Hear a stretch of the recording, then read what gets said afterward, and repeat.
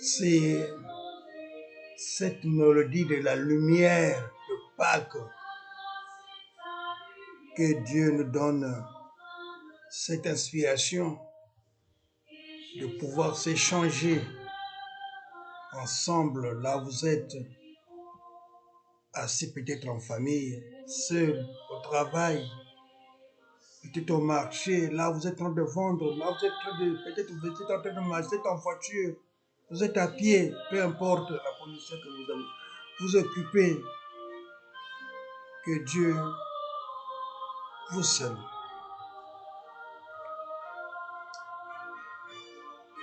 On peut se changer d'un thème qui mérite avec beaucoup d'attention. J'ai beaucoup me basé sur les serviteurs. Servir. N'importe quelle fonction qu'on fait, qu'on puisse faire dans la vie, on est tous serviteurs. Quand vous servez des gens au service, vous êtes banquier, vous êtes soudeur, vous êtes tailleur, vous êtes administrateur, vous êtes à beaucoup de fonctions. Vous êtes toujours serviteur parce que vous êtes là à servir les gens qui sont autour de vous. Mais chaque fonction mérite des honneurs. D'où on va intituler notre thème « Servir avec l'honneur ». Que sous-entend pour nous l'honneur? C'est pas de l'orgueil, mais servir avec enjouement autour de vous. Vous pouvez votre service avec honneur. Vous glorifiez votre service. Ce que vous faites, là où vous êtes, ce que vous êtes en train d'entreprendre, c'est avec honneur. Vous glorifiez votre travail. Parce qu'à bas de ce travail, vous pouvez gagner quelque chose, vous gagner votre vie, vous nourrir, vous loger, vous vêtir, avoir certains besoins autour de vous. Et c'est avec joie. Ceci me pousse à lire dans le psaume 100. Psaume 100, versets 1 à 2. Lisons le psaume 100, versets 1 à 2.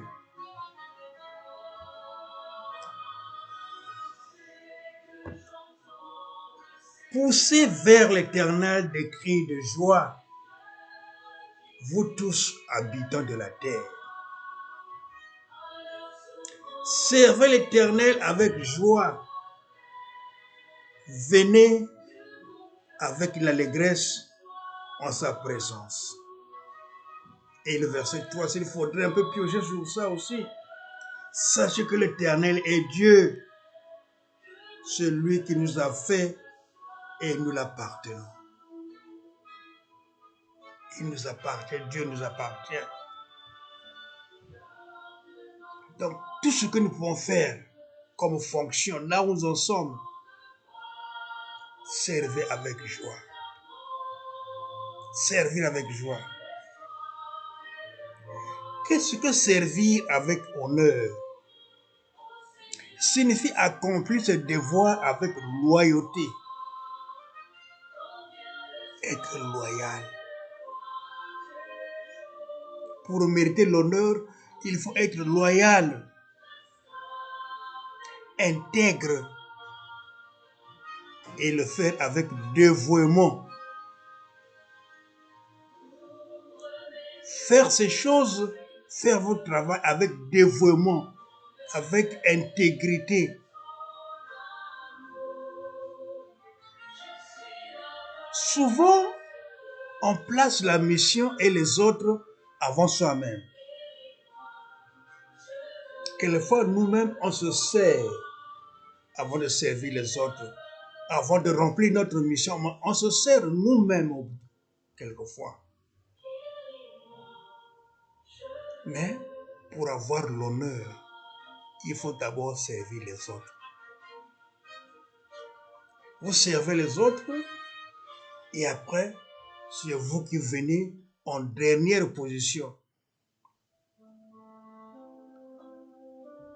C'est une démarche d'excellence qui transforme le sacrifice en privilège. Quelquefois, au lieu de se sacrifier, de servir les autres, c'est nous-mêmes, on se privilégie de prendre la première place. Que ce soit n'importe quel service. Un service dans le cadre militaire, dans le cadre spirituel, dans le cadre professionnel, n'importe quel cadre que vous servez, servez les autres. Cela implique la discipline, la droiture et le respect des valeurs morales élevées. Si vous le faites, mais c'est votre valeur morale qui est élevée. On vous fait voir que vous ne vous privilégiez pas, mais vous privilégiez les besoins des autres. Voilà, méritez l'honneur, méritez de l'honneur, méritez des honneurs. Mais dans tout cela,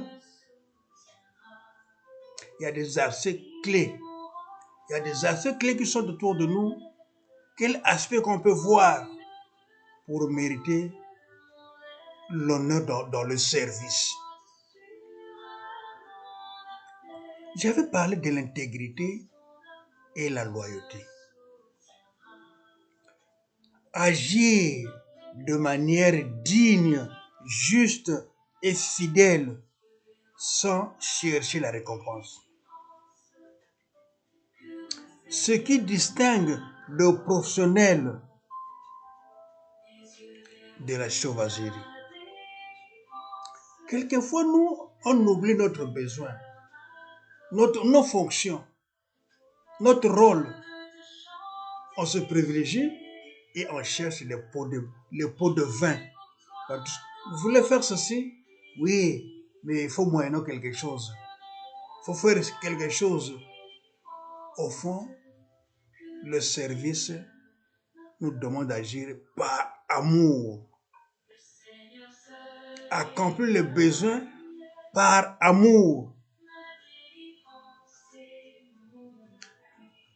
On peut lire dans Deutéronome 10, 12 à 13.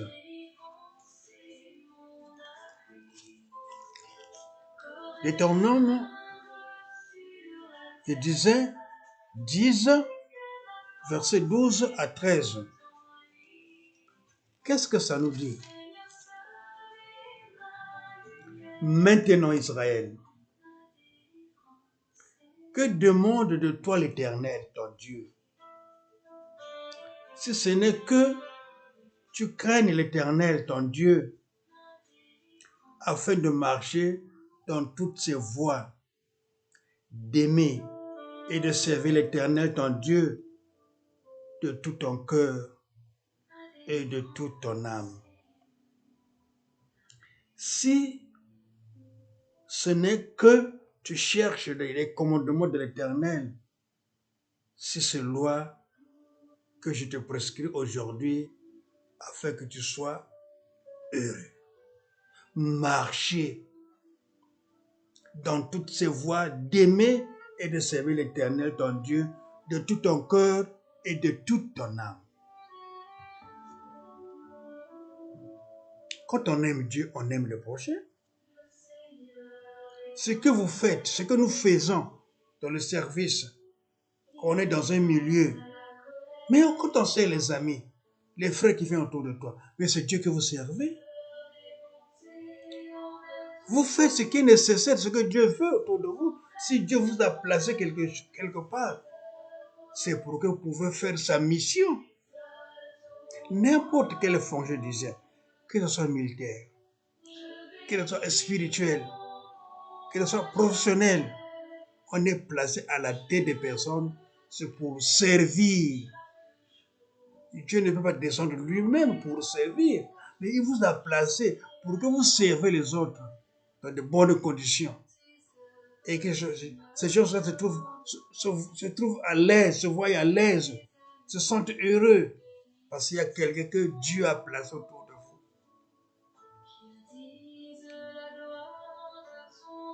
J'ai parlé aussi des aspects clés de service avec l'honneur. Quand on parle de l'intégrité et de la loyauté, il faut dire aussi engagement sans contrainte. J'ai parlé de pot de vin. Servir par amour et par choix plutôt que par obligation transforme le travail en une action pleine de joie. Servir par amour et non par obligation. Oui, nombreux sont, même avant même d'aller au service, quand on va au service, il y a des obligations. Il arrive, il reçoit des gens, il y a des obligations. Vous voulez faire service, oui, mais il faut moyennant quelque chose. Il faut le faire. C'est venu monnaie courante, il n'y a pas d'exception de nos jours. Il n'y a pas d'exception. C'est devenu monnaie courante. Ces actions, on ne le fait plus avec joie. On le fait avec contrainte, avec obligation. Si vous n'avez pas ça, si vous n'avez pas ce quota que j'ai demandé, il n'y a pas moyen. Il n'y a pas moyen. Quelquefois, il y a de ceux dans le service. On était de recruter des gens. Le chef nous demande, bon, il y a des gens qui ont des dossiers qui sont sur place. Voilà les noms qui sont là-bas. Et classe-le pour que je puisse bien le classifier et puis mettre en pratique l'action. Mais c'est devenu l'habitude. Il va d'abord mettre ses noms propres de sa famille, de ses parents, de ses connaissances. Et votre nom peut-être viendra en 18e ou 20e position. Il privilégie ses besoins. Le secrétaire privilégie ses besoins. Quel fait des médicaments qui viennent dans le service? Don de l'OMS ou bien don des ONG qui donnent un don à l'hôpital, par exemple. Mais ça devient de se transformer, c'est une clinique de famille dans nos maisons. Au lieu que ce soit un moyen de pouvoir aider la population, non. Là où on cherche le médicament à l'hôpital, il y a crise, mais dans nos maisons, ce sont maintenant des pharmacies, des familles, des cliniques de famille. On fait un projet. Au lieu que le projet puisse bénéficier à la population, ce sont des intéressés qui gonflent quelquefois les factures, qui gonflent quelquefois la chose qui devrait coûter à 100 000, ça devait 200 000. Et surtout, ça me rappelle, les 10%. Les 10% dans les services, les 10%. Voyez les choses qui nous tuent dans l'administration. Les 10%. Je suis allé arracher un marché quelque part. Je viens dans le pays, je viens dans ma compagnie, je viens dans mon service. 10%. Quelquefois, l'œuvre devrait finir dans de bonnes conditions. Ça ne termine plus. Parce qu'il y a un 10% qui est plus élevé.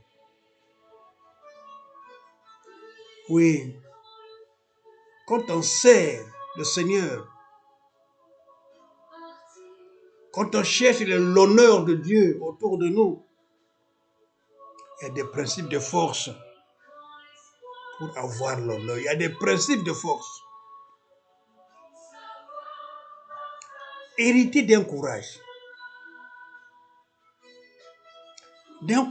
physique, moral, à la réputation et au respect. Il faut être zélé, animé d'amour fraternel autour de vous.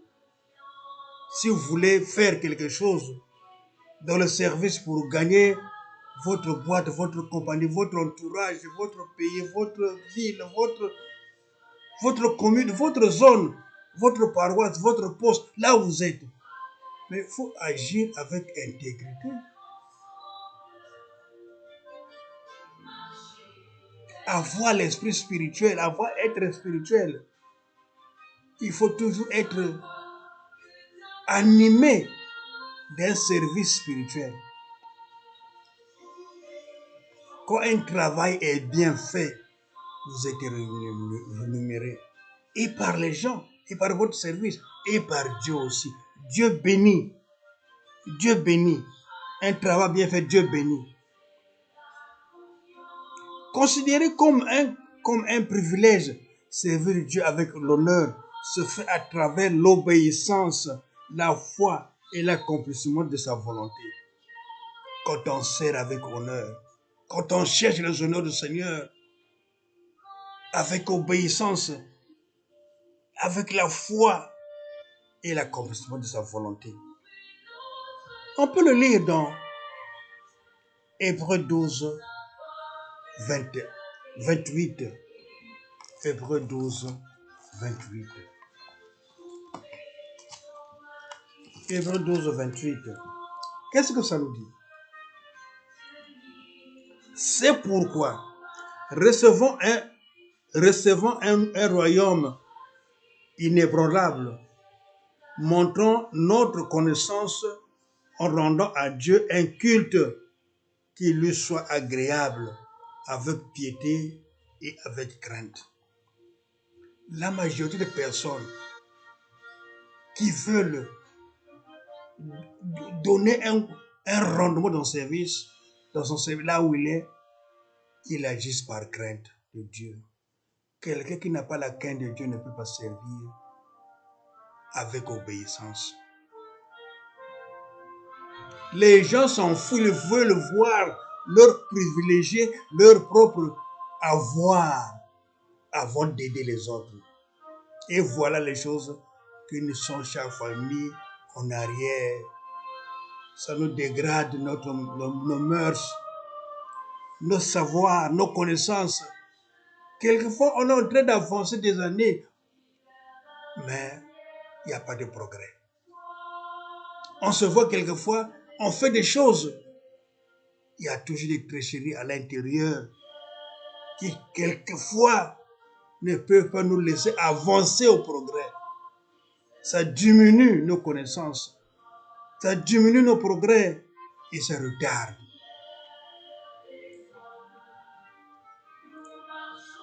Le leadership doit être protégé. Protéger le leadership. Le véritable honneur réside dans la protection. Si vous protégez votre leadership, ces équipes, ce que vous avec les équipes dont vous êtes en train de travailler, et le maintien de la lucidité en situation de crise. Il faut être lucide, maintenir la lucidité, protéger le leadership. Quand on maintient le leadership, c'est pour dire on sert avec honneur. Est une exigence qui favorise le développement désintéressé. Servir avec honneur. Oui, on peut le lire dans Josué 24, verset 15. Josué 24, verset 15. Josué 24, verset 15.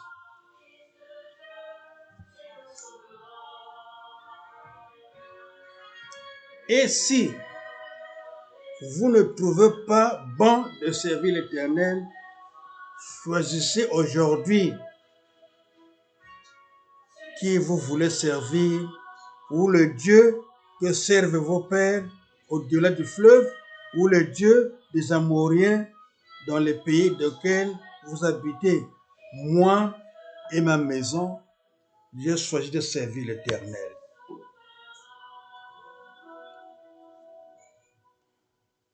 Josué dit au peuple d'Israël qu'on a été en Égypte, on a servi d'autres dieux. Mais là, Dieu nous a donné un commandement depuis le mont Sinaï. Maintenant, nous devrons servir le Dieu avec intégrité. Parce que là, nous partons. Dieu demande la clairvoyance. Dieu nous demande d'être sincères. Parce que nous allons conquérir une zone occupée pour y habiter. Il faut être sincère. Servir, c'est un dilemme. Être responsable, c'est un grand dilemme, c'est un grand travail qui demande de la force, de la lucidité. Il faut être lucide, être clair dans ce qu'on fait. Oui, quelquefois, pouvoir commencer quelque chose, mais ne pas aussi en bénéficier.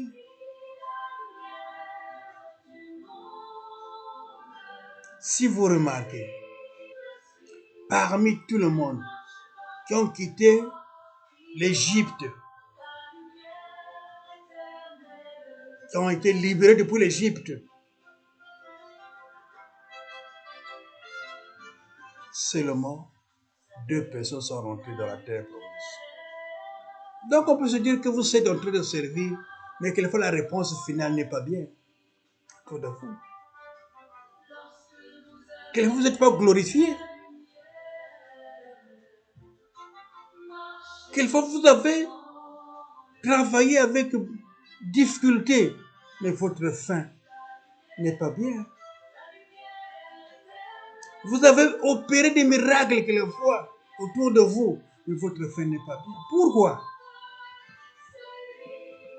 J'ai une anecdote à expliquer. Un homme politique, il s'est passé une situation dans leur pays, il fallait les juger. Après la prison, il fallait les juger. On nous a passé à des interrogatoires. Maintenant, le juge, après plusieurs questions, ils ont remarqué que le parti qui était au pouvoir, c'était leur parti. On l'a demandé. Mais toi, tu es l'un des fondateurs de votre parti. C'est le parti qui est à la tête, qui dirige nos institutions maintenant. Mais pourquoi toi, aujourd'hui, on t'a puni? On t'a enlevé de parti. On t'a rayé de parti. Pourquoi? Quel est le motif que tu as eu à faire?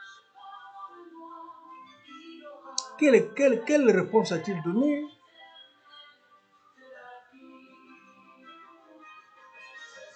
À ce président, à ce juge? Qu'est-ce qu'il dit? Oui, pendant la naissance de Jésus, Jésus est né dans une bergerie. On l'avait mis dans une crèche.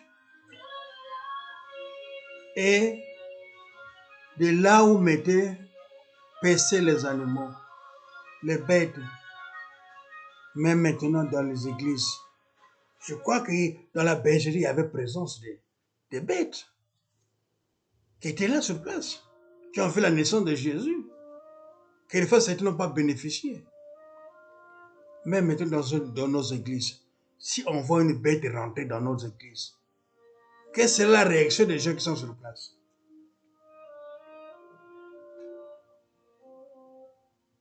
Les bêtes ont assisté à la naissance de Jésus. Parce que Jésus est né dans une bergerie. Mais de nos jours, si aujourd'hui on va rentrer les bêtes, une chèvre, par exemple, dans une bergerie, dans une église qui rentre pendant que les gens prient, quelle sera la réaction des chrétiens? Comment les gens, même, ils ne peuvent même pas parvenir même au seuil même de l'entrée. Depuis le portail là-bas, c'est-à-dire, on le chasse avec un coup de caillou. Ça peut être aussi des cas de nous. serviteurs, que ce soit militaires, que ce soit dans le cadre religieux, que ce soit dans le cadre professionnel, quelquefois, on n'aura pas accès à l'honneur.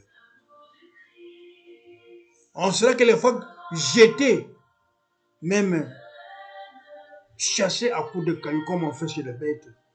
Ils n'ont pas l'accès dans les églises. Oui, on peut le concrétiser par la parole de Dieu. On peut lire dans Luc 2, verset 7. Pendant qu'il était là, le temps où Marie devait accoucher arriva. Et elle enfanta son premier fils. Elle le maillota et le coucha dans une crèche parce qu'il n'y avait pas de place pour eux dans l'hôtellerie. Marie a couché dans une crèche. Une crèche. Une bergerie. Il y avait eu des bêtes. Est-ce que de nos jours, les bêtes ont accès dans nos églises? Mais comme ils ont assisté à l'enfant Jésus, à la naissance de l'enfant Jésus, c'est pour dire, on peut commencer un travail, on peut commencer une fonction, on peut commencer quelque chose, un travail qu'il faut qu'on train de faire, que ce soit dans le cadre militaire, le cadre religieux, le cadre spirituel, le cadre professionnel. Quelquefois, on ne peut pas bénéficier des honneurs. C'est parce que on n'a pas réuni les conditions de ce travail. Parce que on n'a pas exécuté ce que Dieu nous demande de faire. D'où il est demandé, comme il est dit dans le psaume 100, travailler avec joie, avec amour. Ne cherchez pas de pourboire, des choses qui doivent vous convaincre avant de faire une action. Mais faisons des choses dans la joie et dans la paix, pour la gloire. Si vous servez Dieu, servez-le avec obéissance. Que Dieu nous garde et Dieu nous protège. Amen.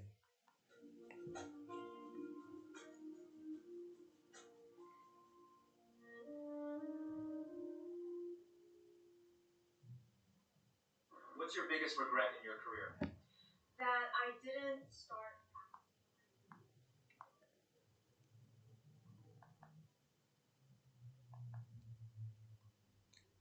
Dieu est un Dieu d'amour autour de nous et Dieu nous aime. Dieu chaque fois a besoin de nos présences. De nos présences et quelquefois nous sommes placés dans des milieux où nous devons chercher sa gloire. Mais quelquefois, des opportunités qui nous sont données, on n'arrive pas à glorifier le nom de Dieu. On se glorifie soi-même et on détourne la volonté de Dieu autour de nous.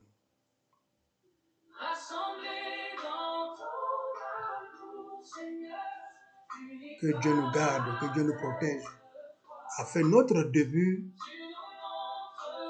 de nos fonctions et la fin de nos fonctions, Dieu reste au milieu de nous. Que Dieu nous garde, même au dernier jour, que nous avons cette opportunité, que sa gloire se fasse. Amen. Prions. Dieu, débuter un travail, c'est pas facile. Marcher vers toi, Seigneur, avec gloire, c'est pas facile. Nous avons chaque fois des difficultés, des tentations, des choses qui se passent autour de nous. Quelquefois, ça nous décourage. Mais tu nous conduis par la foi. Tu nous demandes d'être persévérant, obéissant jusqu'à la fin. De chaque fois, Seigneur, nous voulons ta présence. Oriente-nous, Seigneur. Vois ceux qui sont dans le champ de bataille, dans des entreprises, dans des compagnies qui font des services militaires quelquefois, dans des administrations, quelquefois qui sont tentés à beaucoup de tentations, des pots de vin, la corruption, ou quelquefois des choses, quelquefois ils s'accumulent des choses qui ne peuvent même pas finir. Ils s'accumulent des milliards, quelquefois ils ne peuvent pas finir toute sa vie. Mais quand il le fait, quelquefois il fait souffrir les autres. Seigneur, aide-nous, afin que seul toi le dernier mot autour de nous. Aide-nous, Jésus. Protège-nous, Seigneur. Donne-nous la santé, la paix. Bénis tout le monde, Seigneur. Merci. Et bénis tous nos pays. Surtout ceux qui sont des pays qui sont en guerre. Dans des pays corrompus quelquefois, trop corrompus même, jusqu'à faire souffrir leur propre peuple. Dieu, aide-nous, Seigneur. Aide-nous. Transforme-nous, Seigneur. Que seul toi le dernier mot dans nos vies. La gloire revient à toi seul, Seigneur. Amen. Seigneur, nous marchons vers toi, fort de ton immense amour, nous marchons vers toi. Dans ton amour, Seigneur,